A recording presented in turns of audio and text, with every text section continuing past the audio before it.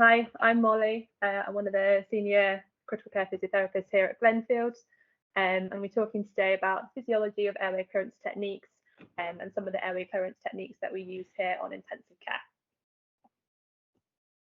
So this presentation is first going to cover the role of respiratory physiotherapists, not just on intensive care, but across inpatient and outpatient settings. I'm going to recap really quickly on the basics of mucociliary clearance. I'm going to talk a bit about the physiological principles of airway clearance and how this applies to the techniques that we'll use. And also talk a bit about optimizing conditions for airway clearance, so a bit about humidification and nebulization. So first of all, the role of respiratory physiotherapists. So one of our main roles is to achieve effective and efficient clearance of sputum from the whole lung. So coughing alone will only clear the top third of your airways. So our role is to clear the whole of the lung whilst minimizing excessive coughing and associated fatigue. We can help to improve lung recruitment and ventilation. We can provide detailed assessments to enable personalized and focused airway clearance regimes, particularly in the case of your long-term respiratory conditions like bronchiectasis, COPD. We can modify our airway clearance techniques secondary to any complications or limitations. So for example, on intensive care, it might be quite limited due to what we can do, but we'll find alternatives if the patient is like unstable, for example. And finally, we can collect high quality samples from the lower respiratory tract for microbiology. So I'm going to recap really quickly just on the real basics of mucociliary clearance. So mucociliary clearance is the result of coordinated beating of the ciliated epithelium, which propels mucus up the bronchial tree. Just quickly looking at the diagram here, you've got your orange cells, which are epithelial cells, the purple cells, which are your goblet cells, and these secrete gel-forming mucins, which then form your mucus, which trap particles in there and transport up the bronchial tree to then be expectorated. The blue layer on top, we see is pericilial layer, and we see the little cilia on top of the epithelial cells. There are approximately 200 cilia per epithelial cell, and these beat at around 11 to 13 hertz per second.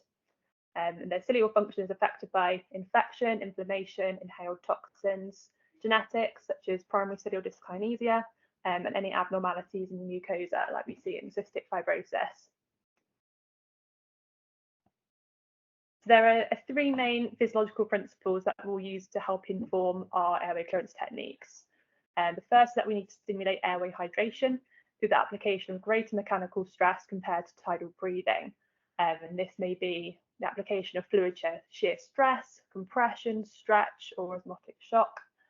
This is particularly important as dehydrated mucus will compress that pericilial layer, adhere to the cilia, and impair its transport. Secondly, we need to increase the velocity of airflow. So in order to move mucus proximally, you need the peak expiratory flow rate to exceed the peak inspiratory flow rate by a difference of greater than 10%. And it's thought that the peak expiratory flow rate must exceed 30 to 40 litres per minute in order to break those adhesive bonds between the mucus layer and the airway epithelial cell in order to actually move that mucus. And thirdly, we need to optimize ventilation to obstructed lung regions. So obviously air will preferentially ventilate in unobstructed regions. We need to get air essentially behind the sputum in those obstructed regions. And we can do this through slow, deep inspirations, and expanding alveoli will exert traction force on the less well expanded alveoli to aid its expansion. This is known as interdependence. We can do this through end inspiratory breath holds of about 3 seconds. And this allows time for air to move from unobstructed to obstructed lung regions. And finally, we can promote ventilation via collateral channels. So I'm going to talk a bit about the techniques that we use on intensive care a bit more. So first up, we can use something called manual hyperinflation. We refer to this as bagging. We'll use this with ventilated patients either through an ET or a trachea. We'll use the Mapleson-C bagging circuits, and we can attach a manometer into the circuit so we can monitor pressures that we're actually delivering to patients. And technique-wise, we deliver a high volume inspiration, so greater than tidal volumes at a slow flow rate, an end inspiratory hold of about 3 seconds, followed by a quick expiratory release of the bag to help mimic a cough and get that expiratory flow bias that we're looking for. It's generally indicated in cases of atelectasis and retained secretions. And systematic review found that this technique resulted in improvement in lung compliance, oxygenation, and secretion clearance. They concluded this was also a safe technique to use with patients, but recognised there may be short-term adverse side effects such as alteration to cardiac output or arrhythmias.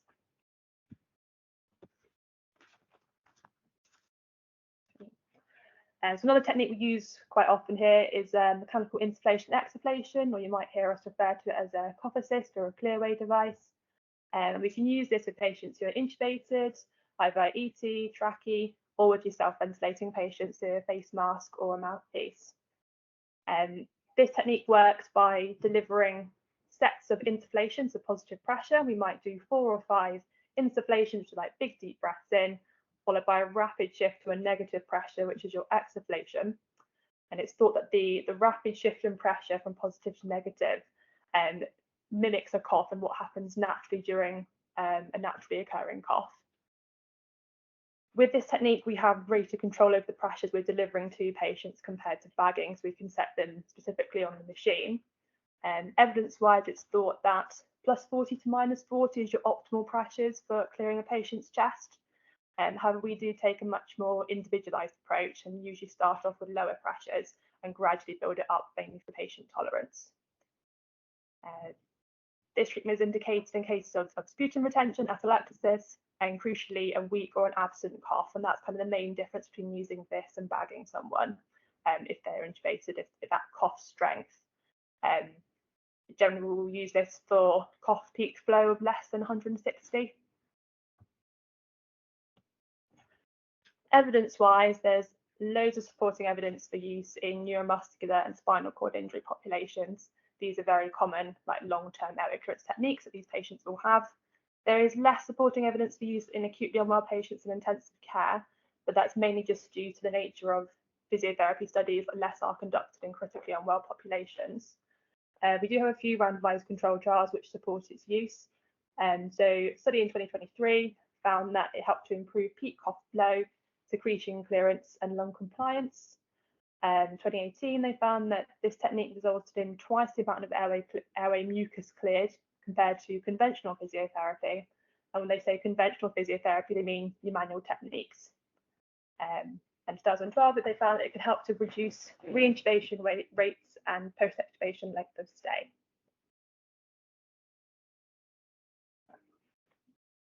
So the next technique that we can use on here is IPPB, or intermittent positive pressure breathing. We refer to this as the bird, but that just refers to its previous manufacturer, so that green box. We don't actually use those machines anymore. We run the IPB function through the Clearway, so you won't ever see green boxes on the unit, but we still call it a bird. This is generally used in self-ventilating patients, either through a face mask or a mouthpiece, and this just delivers positive pressure to the airway, so you don't have that switch to negative pressure. We have control over the flow rate and the pressures delivered to the patient, and we'll use this mainly in case of atelectasis. So real common presentations we'll see for this are your post-op patients who are in lots of pain, they're not coughing, they're not deep breathing, you might get some volume loss, and sometimes a bit of positive pressure down there can help with ventilation and re-expansion. So that's kind of the group that we'll use. Other techniques will have the same effect as IPB, so like upright positioning, mobilization, and even just simple deep breathing exercises, but we have this to escalate to if those aren't being effective. And last, I'm going to talk in this bit about manual techniques. I think this is what people typically think of when they think chest physiotherapy, that we go around tapping people's chests. The manual techniques is the application of external forces to the chest wall. Physiologically, it's thought that these techniques, they're supposed to alter interpleural pressure, create a shearing force which helps to shear secretions off the airway walls and mimic or stimulate some coughs from the patient. There are different techniques that we use. We can have percussion, and that's using a soft cupped hand. Yeah, exactly. So like rhythmically tap the chest during inspiration and expiration. Vibson shaking is the application of a fine oscillatory force to the chest wall during expiration only. So it kind of looks like we are shaking a patient's chest. And then we have a manual assisted cough as well. So that involves compression of the diaphragm which replaces the work of the abdominal muscles to help increase cough strength. In practice, we'll rarely use these in isolation, and we might use these in combination with other treatment techniques, for example, during cough assisting someone. Personally, I think their use is fairly limited in adults just because adult rib cages are so well developed. It's unlikely that the external force we're applying to the chest wall has any actual impact on the lung tissue itself. However, in contrast, we use it a lot in paediatrics because their rib cages are much less well developed, they're more springy, and it's more likely that force will actually reach the lung tissue. We might use this in isolation if we are particularly limited with a patient on intensive care, like if they were too unstable to disconnect or use positive pressure with. So now I'm going to talk a little bit about optimizing airway clearance conditions and how we can make those more effective. So a bit about humidification to start off with, which is of course the process of increasing water vapor in the airways. Of course, we know that when you're intubated or when you have a tracheostomy, we lose the function of the upper respiratory tract for warming and humidifying air. It's thought that the upper respiratory tract humidifies up to or provides 75% of heat and moisture to the alveoli. If we don't humidify, this can result in delivering just lots of cold, dry air to the patient. It can increase their work of breathing, make secretions really thick and sticky, leads to atelectasis, can even lead to occluding ETs and trachees. So we should be using humidification. There are different types that we can use. We have passive humidification, which HME filters are an example of. So HME filters work by retaining the moisture during expiration, which is then returned to the patient during inspiration. There are disadvantages to using these filters, so they're easily blocked off, like through secretions. They need replacing really frequently, and they increase dead space in the circuit and can increase CO2 levels as a result of that. In contrast, we have active humidification. So the Fisher-Paykel heated humidifiers that we have on the unit are an example of heated humidification.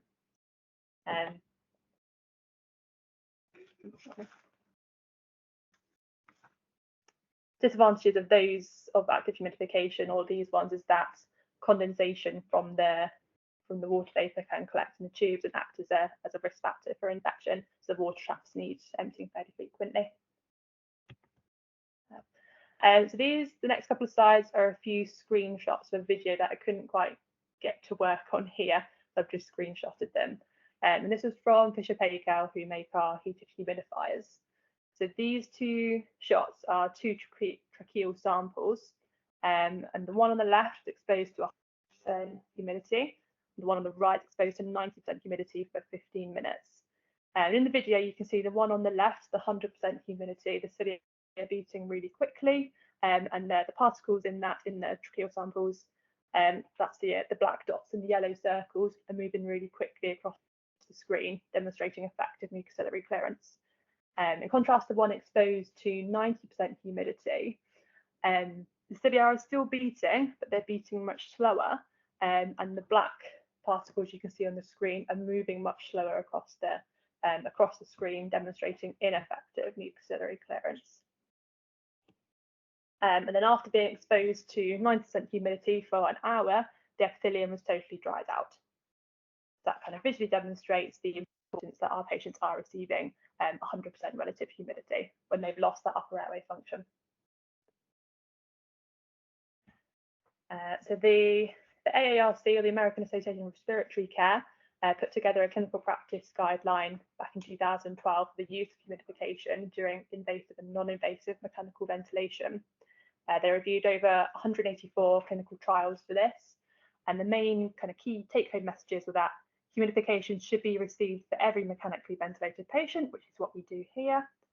That relative humidity should be 100%, as the previous two slides have demonstrated the importance of, and temperature should range between 34 and 41 degrees.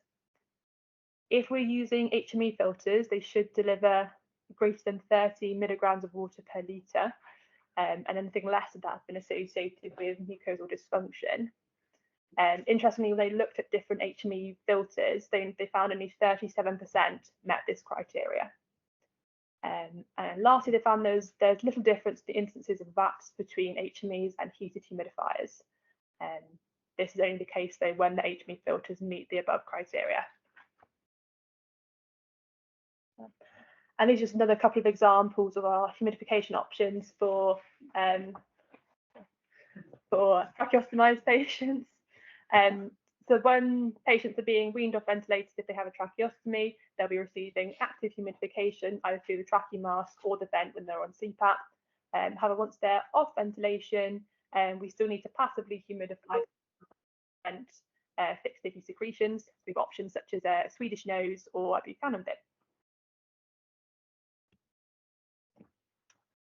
Last, I'm just going to touch on nebulizers a little bit, as physios are often involved in either asking you guys to write up nebulizers for us and giving them.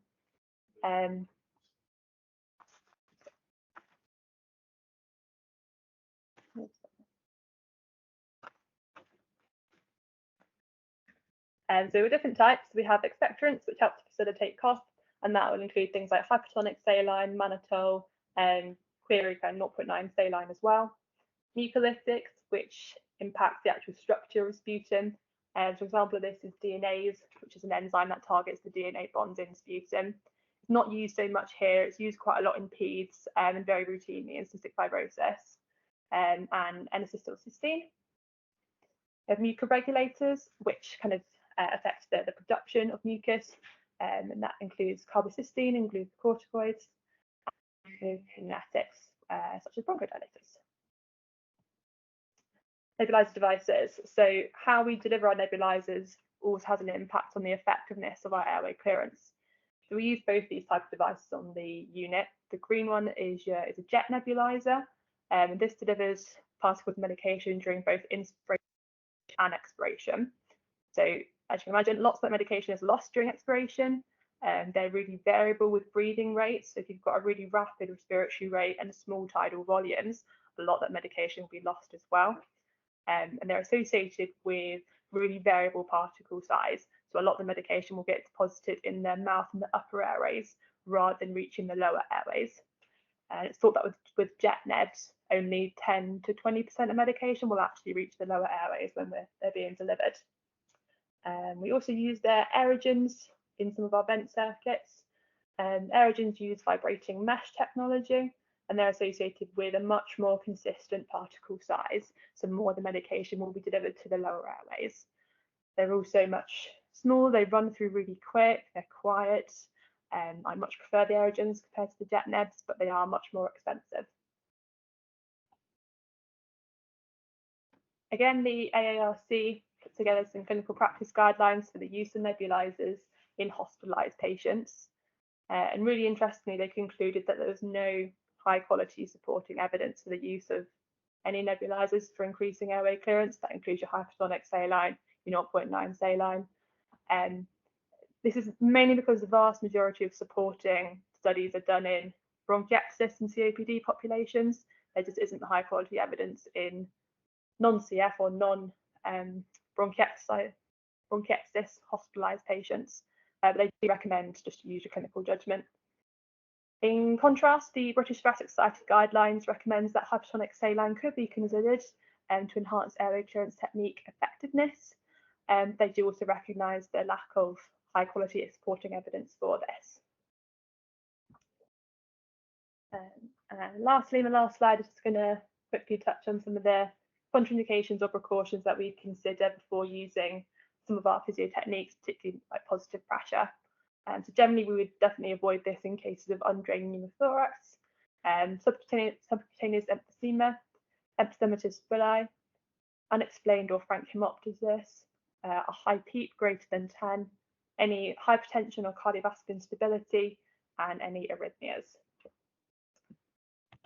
So yeah, thanks for listening to me today. That's just a very quick whistle-stop tour of what we do on the unit and some of the reasons why that we do it. If anyone's got any questions, feel free. If not, don't worry. Is there a difference in complication rate regarding blood trauma between the cuff assist device and conventional mechanical ventilation, or is it the same? Not as far as I'm aware. In theory, there is greater risk with something like manual hyperinflation, so bagging, because on here, in theory, we can put manometers in them to monitor the pressures that we're giving, but we don't have those available to us on the unit, so we don't know how much pressure we're giving to someone when we're bagging them. Whereas in contrast, on the copper cyst, we know exactly how much positive pressure they are receiving. Yeah, but don't know. If they dial on the water circuit, you can have an idea. Yeah, on manual hyperinflation. The water circuit, Yes, but it's not got a set number. Yeah, it's not. So we can we feel for the the pressure, the amount of resistance we're getting, but we don't know exactly a precise number that the copper cyst gives us. Thank you. All right. Any other questions? I think that's the feedback thing. That was really good, Molly. Thank you. Mike's got a question. Oh, what was that? Hi, Molly, thank you very much for that. I'm just wondering, I regularly get asked to write up 0.9% saline nebs. I'm so glad you're asking this. And along with a couple of my colleagues, it's one of those things that I was always told that essentially you end up with just depositing it around the sort of the upper airways, and there's no real benefit.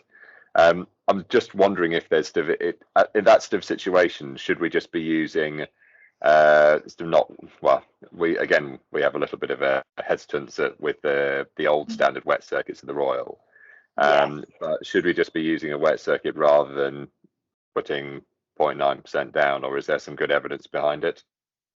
So physio would definitely argue that wet circuits should be received for patients who are mechanically ventilated longer than 24, 48 hours, just because the risk of them drying out with HME filters, whether the evidence is there or not, just from kind of experience and what we see, secretions are so much thicker compared to those on wet circuits. As kind of 0.9 saline, the evidence isn't there to support it. I think we use it almost as it's not going to do any harm to them, whereas we might as well just try something extra to see if it breaks it down a bit. But there probably isn't much difference between having someone on a wet circuit and the addition of 0.9 saline. Super. Thank you very much. Thanks. Just on that point, is there any benefit in using 0.9% saline with ultrasonic nebulizers as opposed to the normal nebulizers? Do you mean like compared to jet nebs? Yeah, so the ones that make the particles in smaller microns than normal.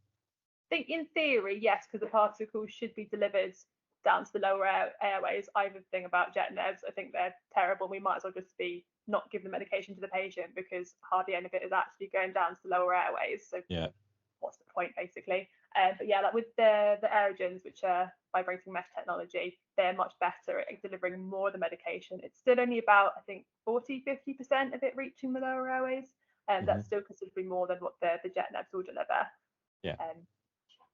I'd always promote ultrasonic or vibrating mesh technology nebs. Cool. Thank you. But no questions here from Glenfield, no more. So I can leave you guys. Yeah. Thank you. Thanks for listening.